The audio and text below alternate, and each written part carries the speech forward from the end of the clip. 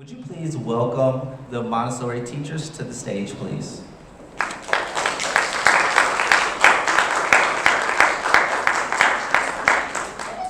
First of all, thank you for taking the time of joining us here in the auditorium or at home.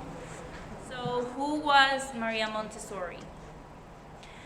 Maria Montessori was a scientist. She was born in Italy, and she started working with kids on a sped population, and she was able to achieve great success with them. She taught them how to read, she taught them how to write, and later on she decided to open her first school, which was called Casa di Bambini in Italy, and she started experimenting with more students, designing her own materials and learning more about the learning process. And then by 1910, you could find Montessori schools all through Eastern Europe. She believes that the teacher is a guide to the child in the classroom. So the teacher is responsible for the prepared environment, and the prepared environment consists of the shelves and the materials that are outside in the classroom, and those materials are according to what the kids in the classroom are interested in. In a Montessori classroom, the child is responsible for its own learning process, and one of the main things is that we want to encourage independence. So as you can see in some of the pictures, and behind me, all of the materials are normally organized on shelves. They are organized from left to right, so starting with the easiest materials to the left, and then they work its way through the hardest. And also, we always work top to bottom. So all of that directionality, for example, in a lower elementary classroom, will help them later on when they're starting to read and write, that we always do it left to right, top to bottom. She also identified what she called the sensitive periods, and sensitive periods appeared from birth to around 6 years of life. And she says that those are blocks of time in a child's life when he or she is more absorbent. So it's when they're gonna start learning all those things easier. So she also gave kind of like a timeline of when those periods appear. So movement and language are some of the first ones to appear, which makes sense if you think about babies. They are very dependent, but as days pass by, they start to become more independent. They want to start moving more, and they're also expressing language through crying. We also have the sensorial exploration, which very early in life we see it when the kiddos start putting things in their mouth. That's them exploring. Later on, we have the sensitive period of order and social interaction. So the three major ones are movement, which are from birth to around 4 years old. And this is when the child is passing from being helpless and we have to do everything for them to being more active and trying to be more independent. So that's what we're trying to foster in our classroom. Then from birth to 6 years old, we have the sensitive period of language. And this is where our kiddos are looking, learning, and mimicking everything that we're saying and the way that we're speaking. So they wanna, at the end, they learn how to speak, absorbing the vocabulary that the teachers, parents, and all the adults around them are using. And then from 6 months to around 3-year-olds, we have the period of order, and this makes the absorption of the world around them more enjoyable. So a lot of times when we see our kiddos that they're throwing tantrums, is not just because they're spoiled, it's because they're trying to show you signs that they are going through one of these periods. So it's important to pay attention to those signs. She also identified the 4 planes of development. So the first one goes from birth to 6-year-old. And as you can see, you have some triangles at the bottom. So normally the planes of development go every 6 years. So normally the first 3 years are of development, and then the last 3 years of that period is consolidation. So for the first plane of development, it goes from birth to 6-year-olds. Second plane is from 6-year-olds to 12-year-olds. Third plane of development goes from 12-year-olds to 18-year-olds.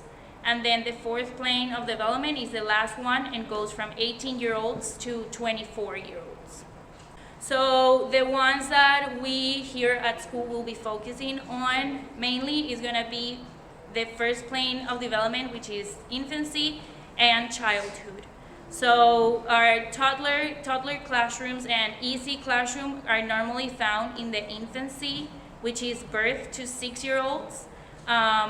And then our lower and upper elementary classrooms, you'll find them for the 6-year-olds to the 12-year-olds. And then secondary classroom, that would start to be middle school and high school. Those goes from 12-year-olds to 18-year-olds. And then maturity, which will be college students, and the workforce is for 18-year-olds to 24-year-olds. So our main focus will be infancy and childhood, so the early childhood classroom and the upper elementary classroom.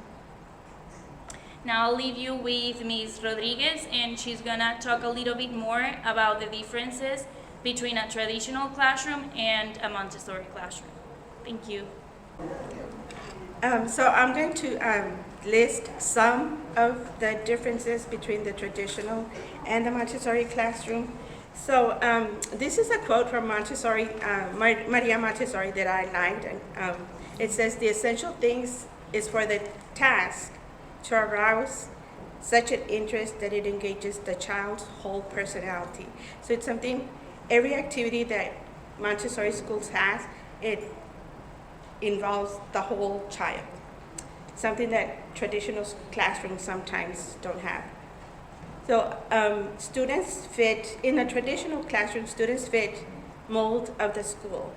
They come in and they do what the school tells them to do. In a Montessori classroom, the school meets the needs of the students. We work for the students. Curriculum is structured for the whole class. The teacher in a traditional classroom will make lesson plans for the same for the whole students, for every student. They work on the same lesson. In a Montessori, the curriculum is more geared toward individual, structured for the child. What does the child need? Learning only from instruction, and there's almost no room for discovery in the traditional classroom. The teacher tells the student, this is what you're going to learn. This is how you're going to learn it. In a Montessori classroom, there's a lot of discovery learning. Students learn concepts from working with materials, as mentioned. They choose what they want to work with. They choose how long they want to work with it. And it's all for the child, for them to learn whenever they're ready. In the traditional classroom, children usually work silently at their desk.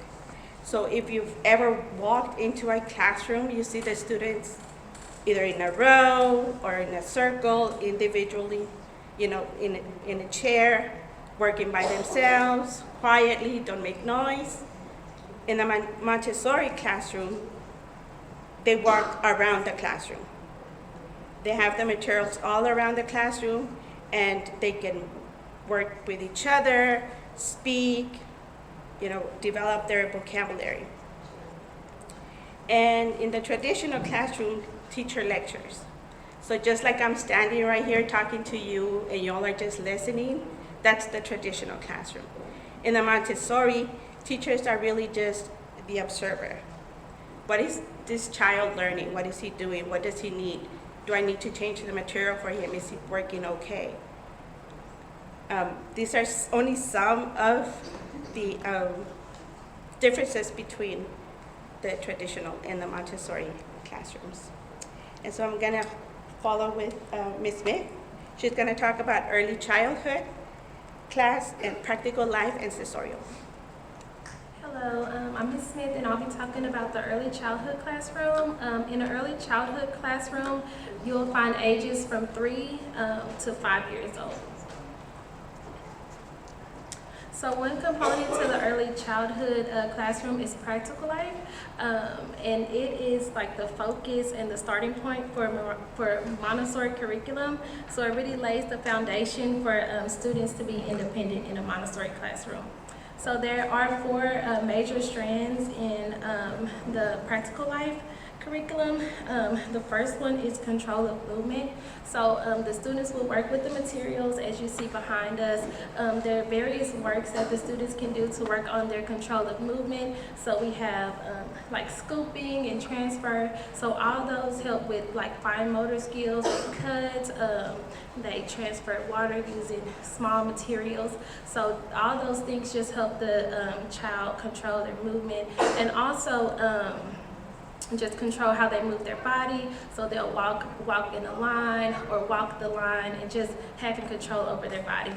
The second part is care of the environment.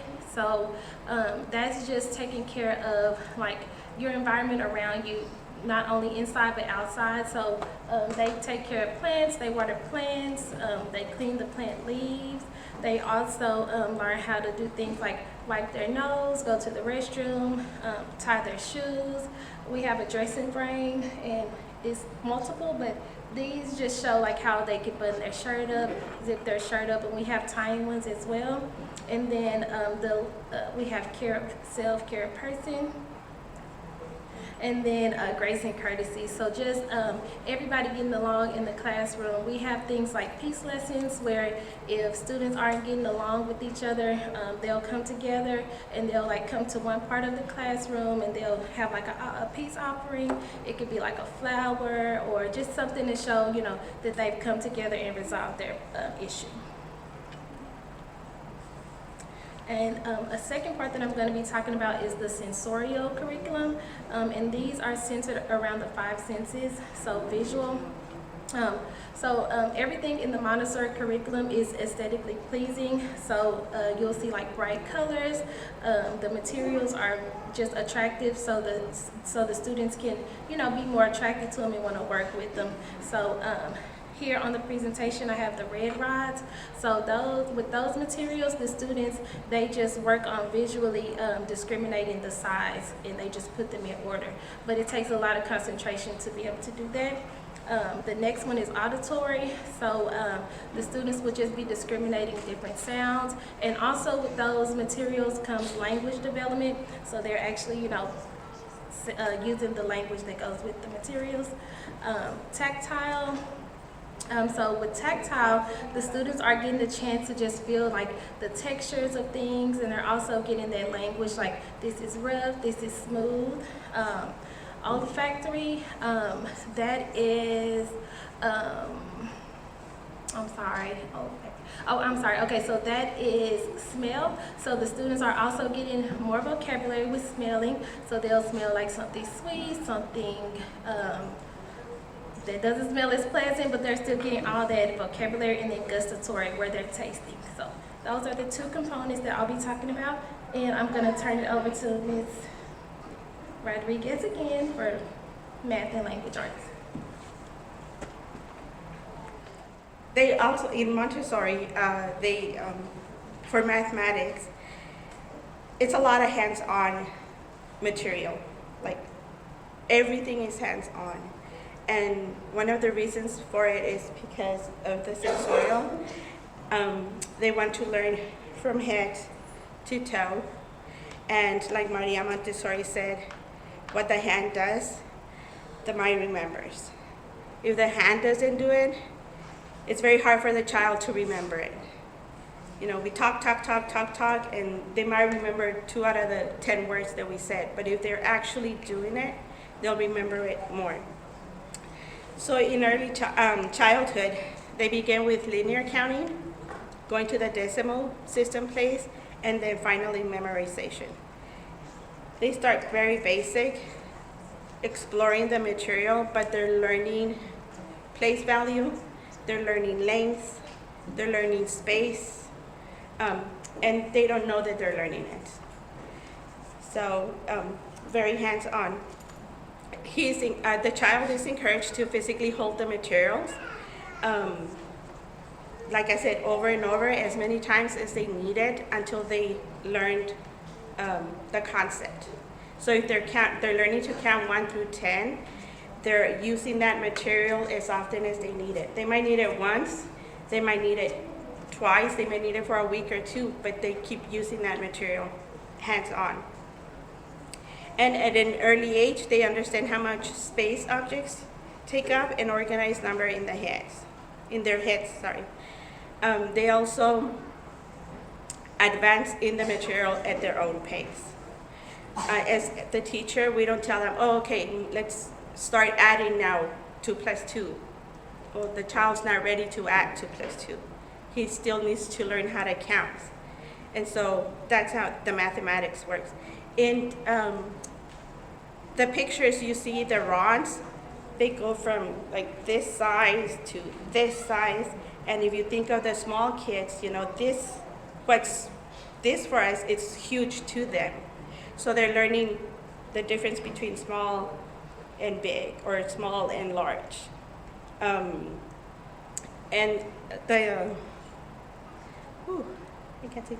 the beads is one of the components where they start to learn place value. And that's something that we know in a traditional classroom is a hard concept, again, because they don't have that hands-on materials. In the Montessori, they use it as often as they need it. And then language arts. Language arts, believe it or not, in Montessori is also very hands-on. Okay? The child's own tools for language are their vision, their hearing, and speech, as well as sensory motor skills necessary for writing and reading. So the language curriculum is organized in 5 different groups that target the senses. And I'm gonna take a little side note. This is why the sensorial is very important for them, because then they know how to get their pencil and start writing correctly. But going back. So it is divided into the receptive language. It's reading, singing, giving directions and initial sounds.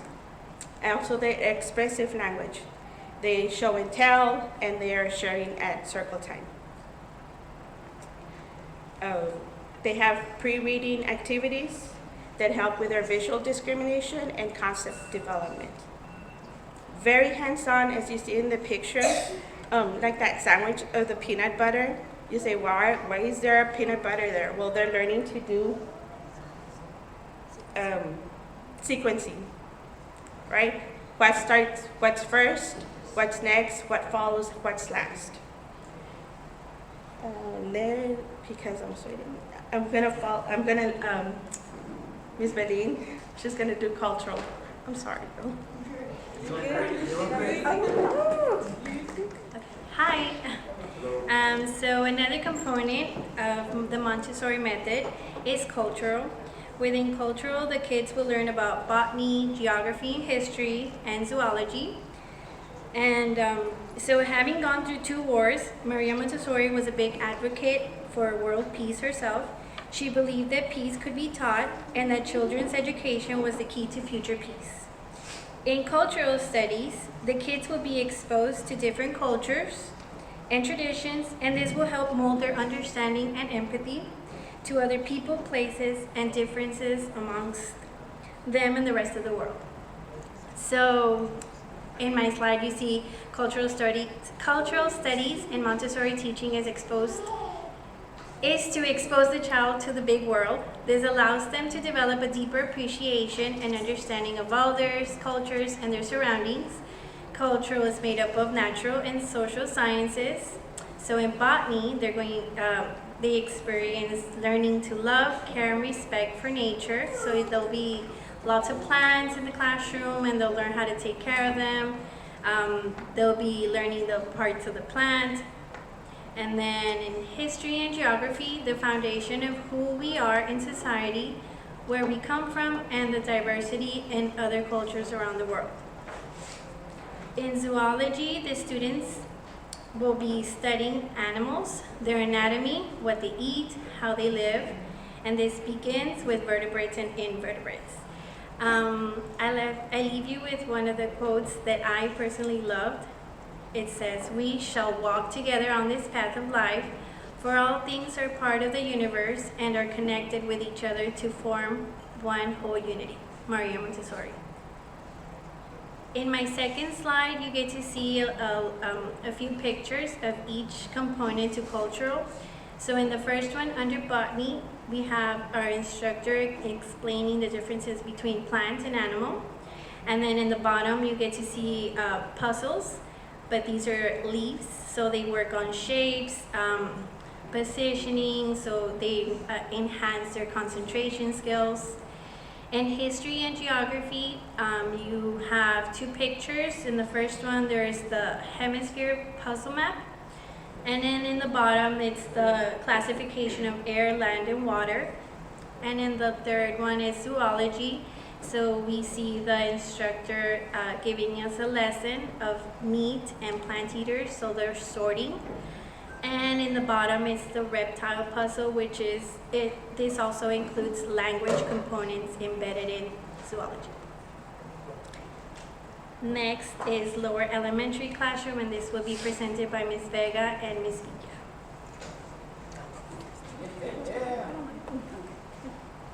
Good afternoon, I'm Ms. Villa and this is Ms. Vega, and we're going to be going over lower elementary classrooms.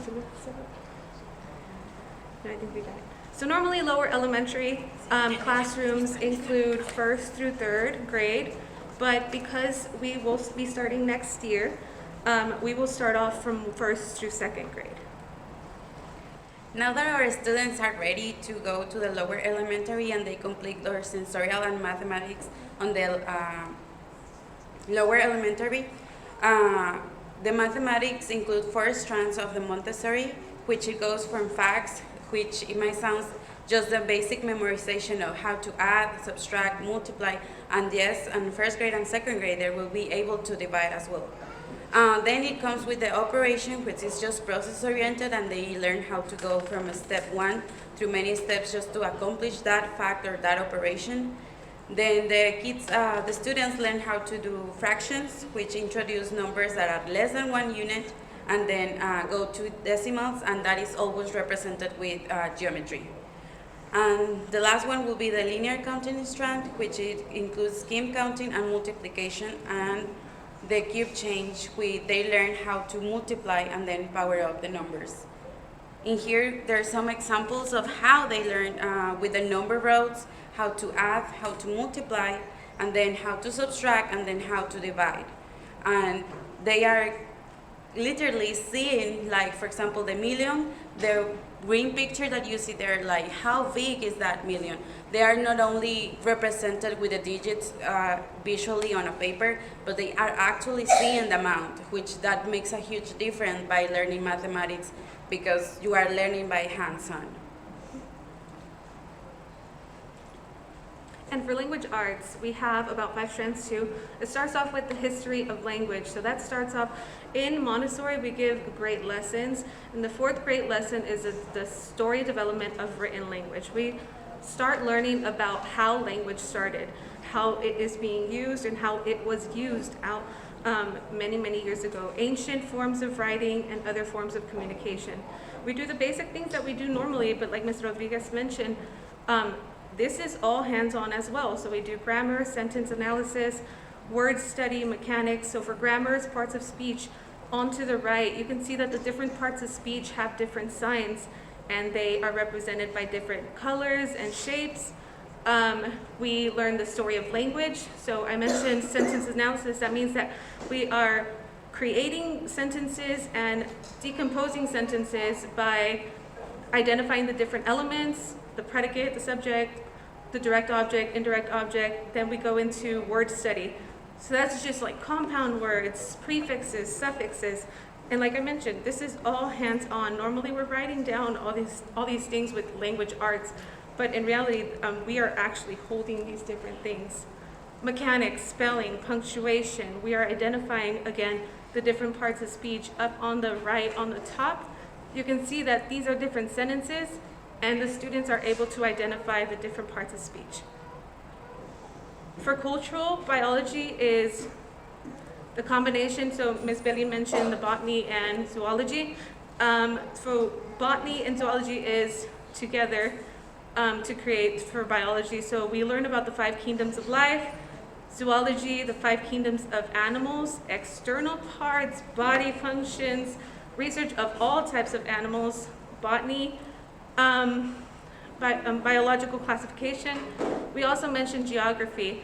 So geography, we will be learning about physical geography, landforms, water cycle, water currents, biomes, and we've created, we did these trainings and we just did so many different things. We learned about the different parts of the earth, volcanoes, different types of cycles.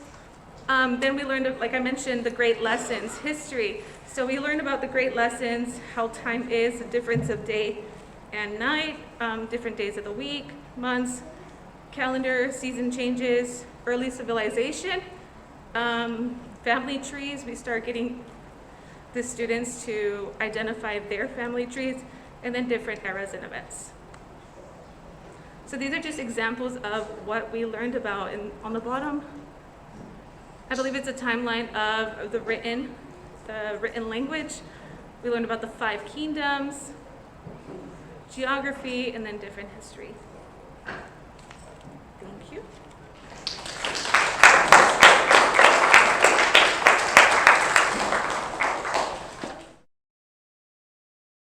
You heard them mention movement and cognition, essentially saying it's not really going to be beneficial to just sit there and try to take all of it in. So we introduce movement along with the learning. So that is one principle that we will start to maximize next year.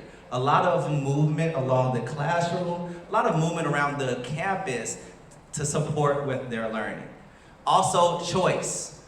So you do not have to start with reading every single morning and then transition to math at 12 o'clock after lunch, and then when you're done with recess, you're going to start with science. We do not have to follow that specific tight guideline of instruction. There's going to be choice. What are you ready to do, Raylan? What are you ready to do, Memphis? And what are you ready to do, Lay? And what can I support you to do after you're done with what you started to work on this morning?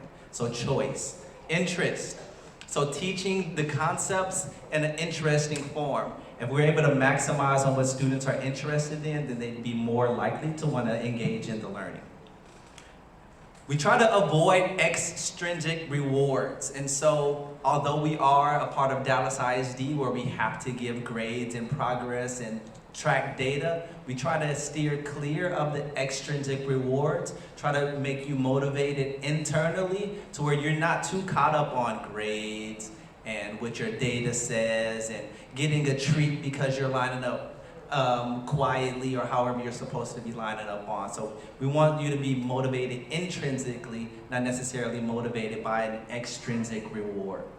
We mentioned learning from the peers, and one of the examples that I give is that it is very likely that there's going to be a class that has a 3-year-old, a 4-year-old, and a 5-year-old. And that's a great opportunity for that 4-year-old to be a mentor to that 3-year-old, but also still have the opportunity to learn from the 5-year-old. So a lot of collaboration. And then one of the last things that I like to drive home is the difference between the way the teacher and the student interact. And so I'm really about to drive that part home. You just sat here like a student would do in a normal traditional type of classroom. We think it'd be a whole lot more effective if we can engage together. And so instead of just sitting there to see some of the resources, we want to invite you up to engage in the learning, have dialogue with us as we sit back and monitor and support you rather than just try to spill in that information. So is there a ratio very similar to how it is? And the answer to that is yes. As a part of DISD, we're probably going to steer towards the 1:22 ratio, while keeping in mind Montessori, the traditional Montessori philosophy has maybe up to 30 students, but 2 adults. And so it depends on how tight the district regulation is going to be. It could be a great idea for a 2 to 30, which will be like a 1 to 15, but the district guideline will be up to 1 to 22 students. The question is, are we keeping the dual language program? We absolutely want to try to maximize the dual language program. We believe that that's an opportunity that we're providing to the students, and we want to continue to provide more opportunities, not necessarily take them away. We would love to keep the dual language program. So she is seeking clarity on the comment that I made about a classroom that may have a 3, 4, and 5-year-old. Her question is, are there still going to be grade levels? Hybrid answer. So we are a part of DISD, who we still have to take state assessments at the end of the year, and the state assessment is going to be connected to the grade that your student is in.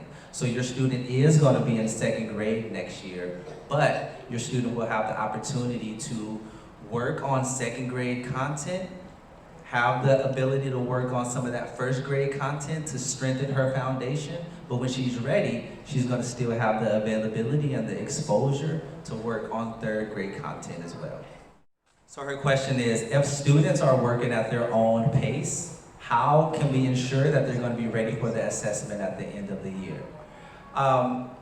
That becomes a part of the teacher's training where, yes, I'm sitting back as a teacher, I'm observing, I'm encouraging you as you do your learning, but with that, we still provide intervention and kind of help to maximize and speed up some of that learning. So if your student is a little hesitant to explore science and maybe math because she gravitates to reading, I'm gonna let her maximize her love for reading. But I'm gonna leverage the relationship that I built with her, and I'm gonna encourage her to explore science. You can start with, what you're interested in, but I'm really gonna encourage you to maximize or to explore some of the things that I noticed that you started to shy away from. Because, all of that being said, there is a point of where we would like them to be towards the end of the school year.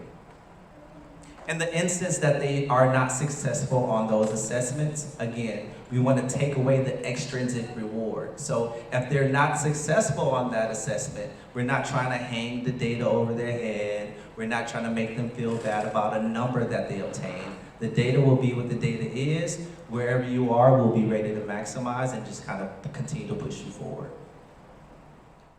Is there an opportunity to phase out testing? Assistant Principal Pike? Out of testing, maybe like not so much. Not necessarily phasing out of testing, but minimizing the amount of tests that our students are engaging in. Assistant Principal Pike? Okay, so as the test coordinator on campus and as an admin going through Montessori training, I can tell you that when it comes to state assessments like STAR, we can't get out of those. That's unfortunately, even if we were Montessori, that is not something we can get away from. If your student takes TELPAS, which is another state assessment, that's not something that we can get away from. But working with the Montessori department and asking these questions myself, we've come to find out that because Montessori curriculum doesn't necessarily follow the same pathways the traditional classroom does, there are going to be some adjustments in the frequency of when students are tested, how much they're tested. But as far as what specifics of what that is going to look like right now, we do not know like concrete right now. But I can tell you, yes, for the Montessori, there will be a difference just because it won't, the traditional testing won't work with the Montessori, the Montessori method and way of learning and way of teaching. I would just like to add on to that so we have established Maria Montessori was not a fan of testing, and that is the philosophy that we would like to follow as close as possible. I would also add that our previous superintendent, Dr. Michael Hinojosa, started the conversation, and he asked, are we testing our students too much? In a Montessori classroom or in a traditional classroom? He has started that conversation. Our newest superintendent, Dr. Stephanie Elizade, has continued that conversation. So our district leadership is having the conversation, and we're asking ourselves, are we testing? Are we burning out our students due to testing?